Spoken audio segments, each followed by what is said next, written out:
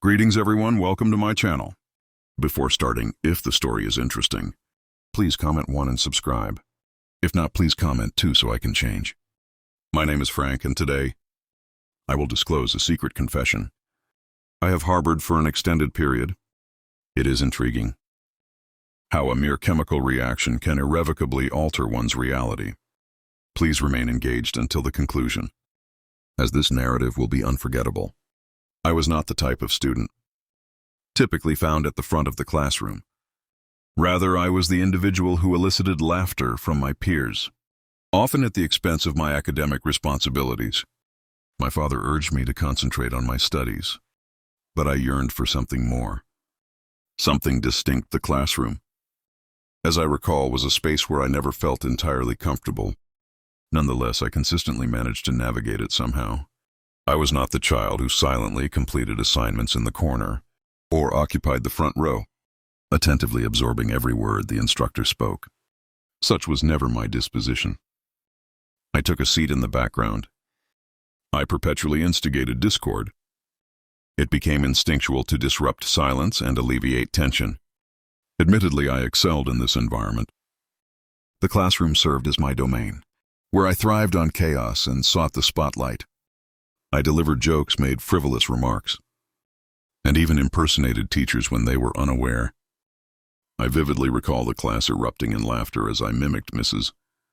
Hall's methodical explanation of algebra, her deliberate enunciation, and the way her glasses rested on her nose. I had the entire room in stitches. However, I remained oblivious to the fact that I was concealing a deeper, more profound issue within myself that I did not fully comprehend. It was not that I lacked intelligence. I have the capability, however. I failed to see its significance. Who was concerned with mathematics? I preferred humor and social engagement over academic subjects, like formulas or the periodic table. While I entertained my classmates and evaded serious inquiries, I felt the burden of my father's expectations. He would often sit me down after school, his tone stern, emphasizing the significance of academic success. Frankie would assert, "You cannot continue to act this way. Your future is at stake." Although I feigned comprehension, my thoughts wandered elsewhere, envisioning a life distinct from the classroom, one immersed in hip-hop music, which offered me the freedom to articulate my perspective. I would express my intention to pursue this passion. Yet he never truly listened. He simply could not grasp my aspirations. Positioned before the class, eliciting laughter from all, he was unaware of the experience of being the source of amusement. For others, however, as much as I loathed to acknowledge it, my antics were transparent. The more I performed, the further I estranged myself from what truly mattered. My grades deteriorated and my teachers expressed disapproval, yet I remained indifferent. As long as I could sustain their laughter and maintain their attention, which brought me satisfaction. I believe there were a few educators who endeavored to effect change and who genuinely perceived the humor and antics. Mrs. Bloom, who targeted my geography instructor, was one of them, however. I did not regard her with the seriousness she deserved. She was intelligent, organized, and benevolent. Yet something about her instilled a sense of discomfort in me, as if she were perpetually observing and comprehending me in ways others could not. The remainder of the class adored her, and I must concede she was aesthetically pleasing, more so than I care to acknowledge in retrospect. I frequently attempted to interject my own quips during her lectures to unsettle her, yet she consistently maintained her composure. She seemed to possess an innate understanding of how to manage me. At the time, I regarded her as merely another teacher, yet I was unaware that this would culminate in an unforeseen outcome. I recall the initial moment I observed Mrs. Blum. She distinguished herself from other educators, who monotonously recited equations and historical dates. Upon entering the classroom, she exuded a subtle authority that compelled everyone to adopt a more attentive posture. In her presence seemed to fill the room, as though it had been waiting for someone exactly like her to occupy it. Her heels clicked against the tile floor, each step deliberate, her head held high, and her sharp eyes sweeping over us, like she could see right through any pretense we might muster. At first I thought she was just another teacher. Sure, she was different. But they all started that way, eager, poised, thinking they'd be the one to whip us into shape. But with her, it wasn't just a first impression. There was something about the way she carried herself, like she knew more about life than she let on. She was beautiful way that felt effortless. Her elegance understated but undeniable. Her tailored skirt and blouse were perfectly professional. But they didn't hide the fact that she had a natural, magnetic charm that made everyone pay attention. She introduced herself with a calm, even voice, explaining that she'd be taking over geography for the semester. She smiled, but there was a sharpness to it, like she was sizing us up and knew we'd try to test her boundaries. For some reason, that made me want to push them even more. It was in my nature to challenge authority, to be the class clown, the one who got everyone laughing, even when it meant I'd end up in detention. But Mrs. Bloom wasn't easily fazed. I threw out my usual quips and jokes that had other teachers fumbling, but she just looked at me with a slight smirk, like she was daring me to try harder. That was the moment I realized I couldn't ignore her. She wasn't like the others, who would send me to the principal's office and write me off as a troublemaker. She didn't lecture me or call me out in front of the class. Instead, she had this way of addressing me directly, her tone calm but firm, making it clear that she wasn't intimidated by my antics. It felt like she saw through the act, like she understood there was more to me than the jokes and disruptions. For weeks I told myself she was just another teacher. But each time she entered the room, my attention drifted toward her. Laughter, though rare, was soft and genuine, and when she explained something, she made even the dullest topic seem interesting. I found myself watching her as she wrote on the board, her movements fluid and precise. Her allure extended beyond her appearance. It was her commanding presence and unwavering confidence that captivated me. She resembled an enigma I could not decipher, which intrigued me unexpectedly. The pivotal moment was not marked by any dramatic event. It occurred during a routine geography lesson, her voice steady as she elucidated tectonic plates or trade routes. I cannot recall the specific topic, but there was an instant when our gazes locked across the classroom, and for a fleeting moment, the cacophony of my peers and the monotonous hum of the ceiling fan seemed to dissipate. It was an ineffable sensation, an unarticulated connection that transpired between us. And from that instant I realized that nothing would ever be the same. It was a Monday. The afternoon lingered internally, particularly with the anticipation of impending trouble. It was no revelation I had been testing the limits in class once more, making jokes and engaging in my customary antics for amusement. While it succeeded, it came at a price. The teacher's forbearance was exhausted, resulting in my referral to detention yet again. However, this instance diverged from the typical experience of silently counting the minutes until release. Mrs. Bloom presided over this session. Upon entering the vacant classroom, the overhead lights emitted a muted glow upon the desks, and Mrs. Bloom occupied her desk. As composed as ever, she appeared unhurried in addressing troublemakers like myself, refraining from scolding or lecturing me. This was unexpected. Instead, she presented me with a sheet of paper inscribed with a task, her expression inscrutable. "This should keep you occupied," she stated matter-of-factly. There was no malice in her tone, only a sense of calm authority. Upon examining the paper, I was immediately overwhelmed by a sense of dread. It was not merely a task, but an insurmountable challenge disguised as a geography exercise. The assignment was lengthy, intricate, and exceedingly convoluted for someone like me, who scarcely engaged in class. The other students in detention were assigned simpler tasks, which they completed swiftly before departing. They did not linger, hastily jotting down their answers and leaving one by one. Soon I found myself alone in the room, with the formidable assignment and the relentless ticking of the clock. I endeavored to concentrate, but the text on the page coalesced into a blur, and the instructions became an indecipherable tangle. Mrs. Bloom, who had been quietly grading papers, seemed more specter in the room than a presence. However, she eventually stood and approached my desk. I froze, anticipating a sharp reprimand for my lack of comprehension. Instead, she pulled up a chair and sat beside me. "Having trouble?" she inquired, her voice gentle. Gentle, yet forthright, her gaze met mine with an unyielding intensity. That was characteristic of her. I nodded, experiencing an unusual sense of vulnerability, which I was unaccustomed to acknowledging, particularly in the presence of a teacher. However, her expression conveyed a sincere desire to assist, rather than to belittle me. She leaned in closer, indicating a specific section, and said, "Let us analyze this." Her elucidations were lucid. Her tone was calm, and for the first time, I started to see a path through the labyrinth of inquiries.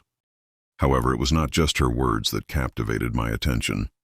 Her unwavering focus on assisting me, as if nothing else held significance in that moment, transformed minutes into an hour. The school gradually quieted as students and teachers departed, and the room appeared to constrict around us, the atmosphere becoming denser with each fleeting second. I sensed her presence intensely. The fragrance of her perfume, the way her hair refracted the light. She was near closer than any educator had ever been. I could not comprehend the reason for her prolonged presence. She might have abandoned me to struggle, departing like others had. But she remained. In that silent room, a transformation occurred. It transcended the mere dynamic of a teacher assisting a pupil. It was something quite else. I was unable to articulate it, but I felt a profound sensation in my chest, and I was oblivious to its implications for either of us. She was not obligated to remain, yet she chose to do so. The institution was silent.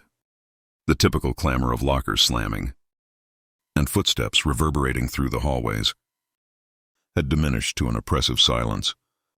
The room felt almost isolated from the outside world, illuminated only by the dim light of a single, flickering bulb that cast elongated shadows across the walls. It was merely the two of us, seated at a desk that suddenly appeared inadequate for the gravity of the moment. Mrs. Bloom leaned in, her voice calm and steady, as she guided me through the task I had struggled with all afternoon. I could discern every nuance in her tone and felt the warmth of her presence as she hovered nearby. Her perfume lingered in the air, subtle yet unmistakable, as she pointed out one of my numerous errors. Her hand inadvertently brushed against mine. It seemed accidental, yet it sent an inexplicable jolt through me that I could neither comprehend nor dismiss. "You're overthinking this part," she remarked, her finger tracing the question on the paper. Her voice conveyed no judgment, only subtle encouragement. I nodded, struggling to concentrate on the task before me, my thoughts racing, divided between the work at hand and the woman seated nearby, her presence inexplicably overwhelming. The minutes elongated, each one feeling more protracted than the last. As the room darkened with the waning light outside, Mrs. Bloom appeared oblivious or perhaps indifferent. Her focus remained on her eyes. She scrutinized my work with an intensity that made me more visible than before. And then, unexpectedly, she put her hand on my thigh. Initially subtle, it was scarcely more than a caress, yet palpable. My heart raced, thundering in my chest, so audibly that I was convinced she could perceive it. She did not glance at me immediately. Her gaze remained fixed on the paper, her fingers lightly resting on my leg, seemingly intentional, uncertain of how to respond or what to contemplate. I remained still as she shifted slightly in her chair, closing the already minimal distance between us. Her shoulder brushed against mine, her breath warm against my cheek, as she leaned in to rectify another error. "Here, let me demonstrate," she murmured softly, voice carrying a weight that seemed out of place. For the simplicity of her words, her hand moved, sliding a fraction higher along my leg. I froze the air in the room, feeling thick and heavy. My throat was dry, my mind racing with thoughts. I couldn't control it. I turned her head. Then her eyes meeting mine for the first time in what felt like hours. There was something in her gaze, something I couldn't name but felt deeply. It was intense, unwavering, and it pulled me in like nothing ever had before. I wanted to say something, to break the tension that had settled between us. But the words wouldn't come. All I could do was sit there, caught in a moment that felt like it could shatter everything. Anything I thought I knew. And yet I couldn't bring myself to move, to pull away or to stop what was happening. It was as if the world outside that room no longer existed, leaving just the two of us, suspended in a reality that didn't belong to anyone else. There was something in the way she looked at me that I couldn't explain, let alone put into it. It wasn't the gaze of a teacher correcting a student, or someone doling out yet another lecture about responsibility. It was different intentionally. The lingering sensation accelerated my pulse, and for the first time I felt uncertain. The customary bluster, sardonic humor, and nonchalant evasions were ineffective at that moment. I was no longer the class clown or the troublemaker. I had become something else. Her connection to another person became evident, and that acknowledgement weighed heavily on my emotions. The quiet between us prolonged. Her gaze, typically sharp and authoritative in the classroom, softened as it met mine, revealing an unexpected vulnerability. Beneath the bravado I had constructed, for a fleeting moment, I contemplated retreating to disrupt the intensity of the encounter. Yet I found myself unable to do so. I was unprepared for her slight lean-in, diminishing the distance between us to nearly nothing.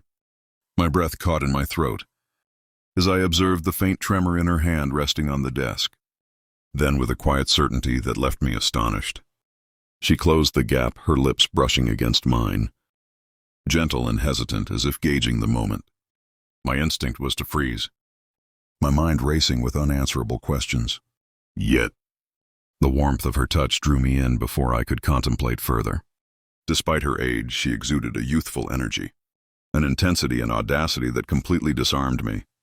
It was not merely the kiss itself, but the way it seemed to redefine everything I believed I knew about her and myself, about the boundaries I'd always assumed were unshakable. My hands moved instinctively, resting on her waist as if to steady myself. I hesitated, unsure of what was acceptable or even what was real anymore. Her presence, so composed and in control in the classroom, now felt vulnerable and real in a way I hadn't imagined. Her breath mingled with mine as she pulled back slightly, her eyes searching mine for a reaction. I wasn't entirely sure how to give. There was a flicker of hesitation in her expression, a moment of doubt that mirrored my own swirling emotions. In that instant, 1,000 thoughts flooded my mind about what this meant, where it could lead, and whether it was something I wanted or even understood.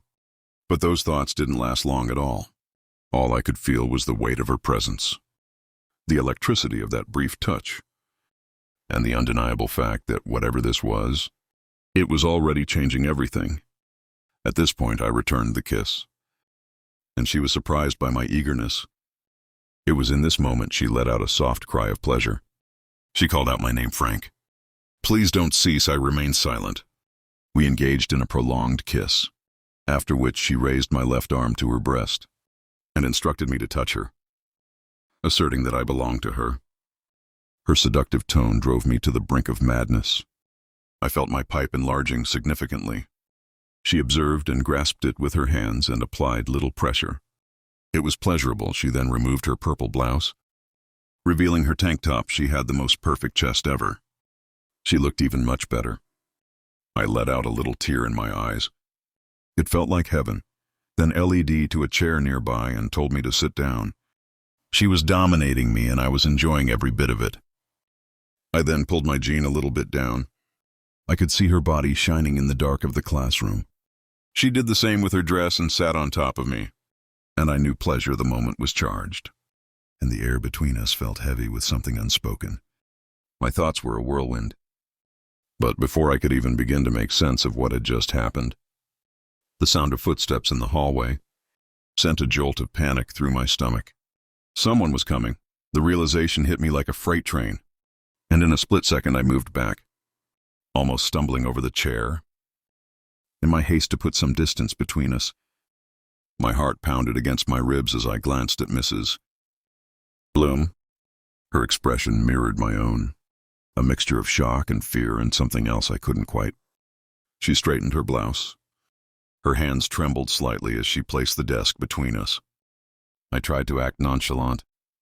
However, my breathing revealed my anxiety. It was shallow and rapid, and I was sure it was loud enough for whoever was approaching to hear. The footsteps grow louder, echoing off the empty hallway walls. We exchanged a brief frantic look, and then, as if by unspoken agreement, we both moved. I ducked behind the teacher's desk while Mrs. Bloom stood near the blackboard, clutching a piece of chalk as if she were preparing to give a lesson. My hands were clammy and I pressed myself against the back of the desk, willing my heart to quiet down. If whoever it was decided to step inside, there would be no hiding the tension hanging in the room. The door creaked open slowly, and I held my breath. A beam of light from the hallway spilled into the classroom, illuminating the rows of desks. My mind raced with worst-case janitor, another teacher or worse, someone who would report us to the shadow in the doorway.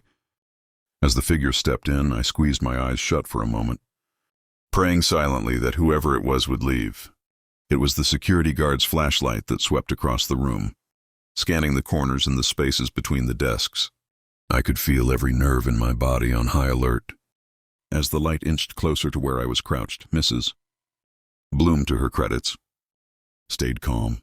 She greeted him with a smile, her voice steady. As she explained, she was just tidying up after a late meeting. The guard seemed unconvinced but didn't press further. After a few long, agonizing moments, he stepped back into the hallway, muttering something about locking up. Soon the sound of the door closing behind him was like a weight lifting off my chest. I let out a shaky breath, slowly standing up from my hiding spot. Mrs. Bloom turned to me, her composure cracking slightly as relief washed over her face. Without saying a word, she walked over to me, her movements deliberate before I could react. She wrapped her arms around me, pulling me to her into an embrace. It wasn't the kind of hug you give out of gratitude or formality. It was warm, lingering, and entirely unexpected. I felt the softness of her body against mine, her breath steadying as she rested her head lightly on my shoulder. For a moment the fear even faded. The footsteps, the absurdity of the situation consumed my thoughts. All I could contemplate was her proximity and the authenticity of her presence. She withdrew slightly, her eyes locking onto mine, revealing a vulnerability I had not previously observed, rendering me momentarily speechless. A profound shift occurred within me. This was not merely admiration for a teacher or a fleeting infatuation. I sensed something more profound awakening. She evoked a simultaneous sense of terror and exhilaration. Her beauty appeared effortless, complemented by her keen intellect. Yet within this proximity, a surprising tenderness enveloped her, leaving me utterly unprepared. My emotions surged uncontrollably. I had never experienced such feelings for anyone, especially not a teacher, and the contemplation of it left my mind in disarray. What was I meant to do with these emotions? As she retreated and readjusted her blouse again, I was perplexed by the rapidity of these events. However, I was certain of one thing. This connection was anything but ordinary. It was intricate, chaotic, and entirely unforeseen. Despite the tumult, I was uncertain about my desire for it to conclude. As I walked home that evening, my thoughts were tumultuous and unmanageable, while the streets remained unsettlingly silent. The soft hum of streetlights, the only sound cutting through the stillness. I couldn't shake the image of her, Mrs. Bloom, standing so close, her eyes locked on mine, like she saw something I hadn't realized about myself. What had happened back there wasn't just a fleeting moment. It stayed with me, wrapping around my thoughts like a vine I couldn't untangle. Each step I took away from the school felt heavier, as if I were carrying something invisible but impossibly heavy. I tried to convince myself it was nothing, that I was reading too much into it. But deep down, I knew better.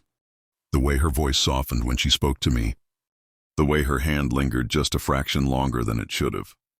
It all pointed to something I couldn't fully understand, but couldn't ignore either. Was it real, or had I imagined the whole thing, twisted it into something it wasn't because of my own feelings? That thought terrified me more than anything else, because if it was real, if she felt even a fraction of what I was feeling, then what came next? Could we go back to the way things were? Or had we crossed a line that couldn't be uncrossed? I didn't know the answers, but I couldn't stop replaying every second.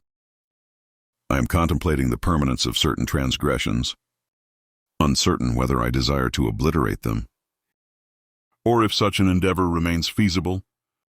Before concluding, please subscribe to my channel to ensure you do not miss another captivating confession.